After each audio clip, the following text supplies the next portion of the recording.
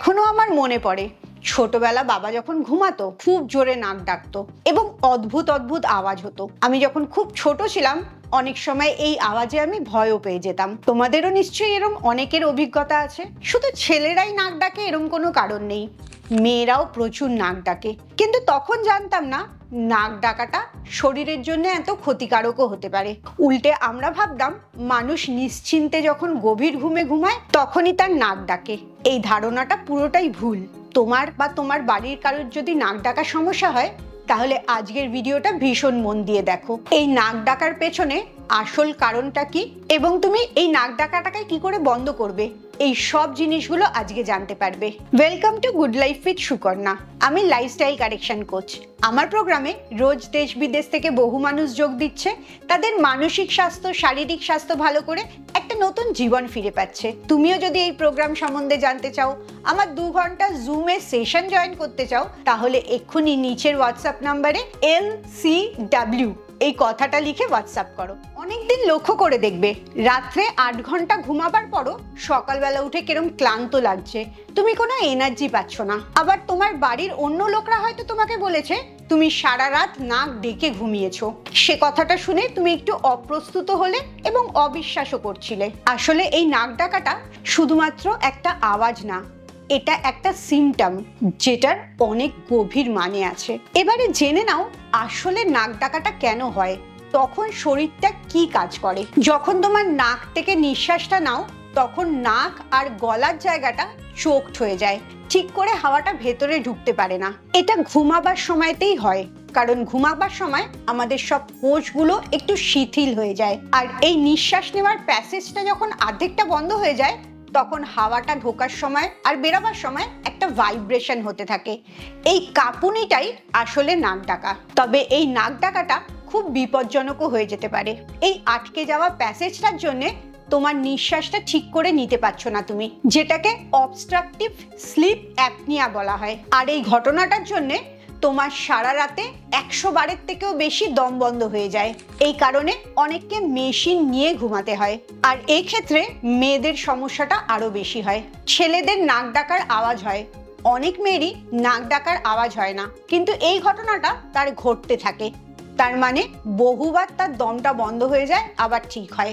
2021-এর একটা স্টাডি হয়েছিল যেটা জার্নাল অফ স্লিপ রিসার্চে পাবলিশ করা হয়।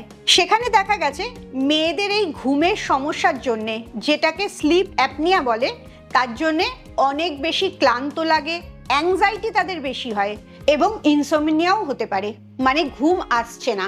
ছেলেদের যেরকম নাক ডাকাটা কারণ হয়, মেয়েদের সেরকম নাক ডাকা না হলেও ওই একই প্রবলেমের জন্য এই কারণগুলো চলতে থাকে। আর নিঃশব্দে তোমার শরীরটা ঘুমের মধ্যে সাফার করতে থাকে। পরিস্থিতিটা তুমি একটু ভেবে দেখো, তোমার শরীরে অক্সিজেন ঢুকছে, কার্বন ডাই অক্সাইড বেরোচ্ছে। এই প্রসেসটা তুমি যখন ঘুমাচ্ছ তখন বাধা পড়ছে এবং অনেকবার এই কারণে তোমার দমটা বন্ধ হয়ে যাচ্ছে। ঘুমাবার মধ্যে তোমার শরীরটা রেস্টে যেতে পারছে না, বরঞ্চ আরো স্ট্রেসে চলে যাচ্ছে এবং সারা রাত শরীরে এত যুদ্ধ হওয়ার পরে তোমার মনে হচ্ছে তুমি ঘুমাচ্ছ, কিন্তু সকালবেলা উঠে তোমার খুব ক্লান্ত লাগছে, কিরকম ঘুম পাচ্ছে। এবারে দেখে নাও এটা কোন লাইফস্টাইলের প্রবলেমের জন্য বা কেন হয়। প্রথম যে প্রবলেমটা হয় সেটা হচ্ছে মেমোরি অ্যান্ড মুড। যেহেতু অক্সিজেনটা তোমার শরীরে কম ঢুকছে তাই ব্রেনেও অক্সিজেন কম যাচ্ছে, এর ফলে তোমার ব্রেন ফগ হচ্ছে, মুড সুইং হচ্ছে, এমনকি তোমার ডিপ্রেশনও হতে পারে। 2 নম্বর সমস্যা হয় হার্ট হেলথে। ইন্ডিয়ান স্টাডি ফ্রম AIIMS দিল্লিতে দেখা গেছে এই নাক ডাকার সাথে রিলেটেড স্লিপ অ্যাপনিয়া এবং তার কারণে তোমার হার্ট ডিজিজ হতে পারে, হাই ব্লাড প্রেশার হতে পারে, স্ট্রোক হতে পারে, এমনকি হার্ট ফেলও করতে পারে। 3 নম্বর যে প্রবলেমটা হয় সেটা হচ্ছে এজিং আর স্কিন। তোমার বয়স অনেক তাড়াতাড়ি বেড়ে যায় এবং মুখের চামড়াটাও কুঁচকে যায়। তার কারণ হচ্ছে বডিতে অক্সিজেন বেশি ঢুকছে না আর সারা রাত তোমার শরীরের কোষগুলো মেরামতি করে, তখন অক্সিজেনের আরো বেশি দরকার পড়ে। আর সেই সময় যেহেতু তোমার শরীর অক্সিজেন কম পাচ্ছে তাই কোষগুলো মেরামতি হচ্ছে না। এতে তোমার চামড়াটা কুঁচকে যাচ্ছে, চোখের তলাটা ফুলে যাচ্ছে, এমনকি মুখের চামড়াটা কিরকম ডাল হয়ে যাচ্ছে, উজ্জ্বলতা চলে যাচ্ছে চামড়া থেকে। আর 4 নম্বর যে সমস্যাটা হয় সেটা হচ্ছে ওয়েট গেইন। রাত্রে ঘুমের ডিস্টার্ব হচ্ছে মানেই তোমার হরমোনের সমস্যা হচ্ছে, আর এই হরমোনের সমস্যার জন্য পরের দিন তোমার অনেক বেশি খিদে পাচ্ছে, তুমি স্ট্রেস ইটিং বেশি করছো, তোমার পেটে চর্বি অনেক বেশি জড়ো হচ্ছে, আর মেটাবলিজমটাও স্লো হয়ে যাচ্ছে। কি কি সমস্যা হতে পারে সেটা জেনে নিলে বুঝতেই পারলে নাক ডাকাটা কোনো একটা সহজ জিনিস না। এর পেছনে তোমার জীবনে অনেক সমস্যা এবং অনেক অসুখ লুকিয়ে আছে। এবারে আসি এটাকে ঠিক করবে কি করে। আগে থেকেই তোমাকে একটা গুড নিউজ দিয়ে দিই, এটা ঠিক করার জন্য কোনো অপারেশন বা কোনো ভয়ঙ্কর মেশিনের সাহায্য নিতে হবে না, শুধু লাইফস্টাইলটাকে ঠিক করতে হবে। এবং এখন যে মেথডগুলো বলবো এগুলো প্রত্যেকটাই সায়েন্টিফিক, আয়ুর্বেদিক এবং এক্সপিরিয়েন্স দিয়ে তৈরি করা হয়েছে। প্রথম যেটা দেখবে সেটা হচ্ছে ন্যাসেল ব্রিদিং টেস্ট। একটা আয়না বা কাচের সামনে একদিকের নাকটা বন্ধ করে আরেক দিকের নাক দিয়ে নিঃশ্বাস বার করবে। এই দুপাশটা চেক করলে বুঝতে পারবে কোনো দিকের নাকে তোমার ব্লকেজ আছে কিনা। যেদিকে ব্লকেজ থাকবে সেদিকে নিঃশ্বাসটা কম বেরোবে, কাঁচের গায়ে যে ফগটা জড়ো হয় সেটা কম বা বেশি হবে। এই টেস্টটা করে যদি দেখো তোমার কোনো একটা নাকে ব্লকেজ আছে, তাহলে সেটার জন্য ড্রপ নাও, ভেপার দাও, ব্রিদিং এক্সারসাইজ করো, এবং তারপরে 7-10 দিন পর যদি দেখো তাও ঠিক হয়নি, তখন একটা ডাক্তারের পরামর্শ নাও। 2 নম্বর যেটা ঠিক করবে সেটা হচ্ছে তোমার ঘুমের পজিশন। কখনোই উল্টো হয়ে ঘুমাবে না, বুকটা খাটের মধ্যে দিয়ে ঘুমাবে না, সোজা হয়ে ঘুমাও বা এক সাইডে ঘুমাও। আর বালিশটা যতটা পাতলা নিতে পারবে তত ভালো, বালিশ ছাড়া ঘুমালে আরো ভালো। বালিশ যত উঁচু হয় মাথাটা তত বেঁকে থাকে, গলায় প্রেশারটা বেশি পড়ে, তাই সোজা হয়ে শোয়াটা খুব জরুরি। 3 নম্বর হচ্ছে তোমার ওজন। রিসার্চে দেখা গেছে তোমার যদি 10% ওজন কমে তাহলে 60% তোমার নাক ডাকা কমে যাবে। তাহলে বুঝতেই পারছো তোমার ওজনটা সরাসরি এই নাক ডাকার সাথে রিলেটেড।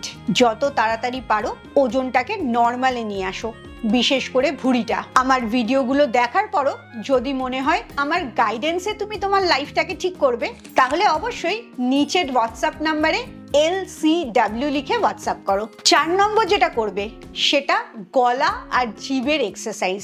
আ, ই, উ, এই উচ্চারণগুলো প্র্যাকটিস করতে থাকো, যেগুলো তোমার গলার ভাইব্রেশন বাড়াবে এবং জিভেরও এক্সারসাইজটা হবে। ব্রাজিলে একটা রিসার্চে দেখা গেছে তুমি যদি এই এক্সারসাইজটা শুধুমাত্র 3 মিনিট করে রোজ করো তাহলেই তোমার 59% নাক ডাকা সমস্যা কমে যাবে। আর 5 নম্বর, তোমার একটা ঘুমের রুটিন আর ঘুমের হাইজিন মেনটেন করা উচিত।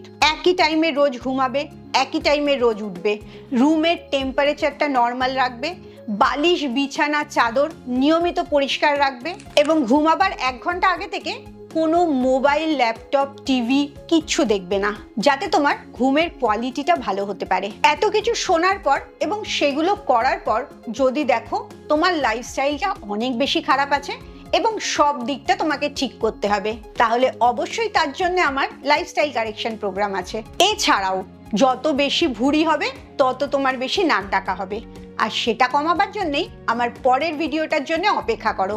আজ অবধি যত টিপস দিয়েছি তার মধ্যে বেস্ট টিপস দেব পরের ভিডিওটাতে, কি করে তোমার ভুঁড়িটা কম করতে পারবে। তাই এক্ষুনি ফলো করে রাখো এবং পরের ভিডিওটার জন্য অপেক্ষা করো। ডেফিনেটলি প্রতিটি মানুষের একটা ভালো ঘুম দরকার, তুমিও ডিজার্ভ করো একটা নিশ্চিন্তের পিসফুল ঘুমের, এবং অবভিয়াসলি ঘুম থেকে ওঠার পর ফুল অফ এনার্জি, ফ্রেশনেস এবং রিঙ্কল ফ্রি ইয়াং লুকিং একটা চামড়া চাও। এই সবগুলোর জন্যই ভালো ঘুম হওয়াটা খুব দরকার। আমার পুরো ঘুমের ওপরে প্লে লিস্ট আছে, সেখানে প্রচুর ঘুমের ভিডিও আছে, অবশ্যই এই ভিডিওটা শেষ হলে ওই ভিডিওগুলো দেখবে। খুব ভালো থাকো, মানসিক আর শারীরিকভাবে একদম সুস্থ থাকো। আবার পরের ভিডিওতে তোমাদের সাথে দেখা হচ্ছে।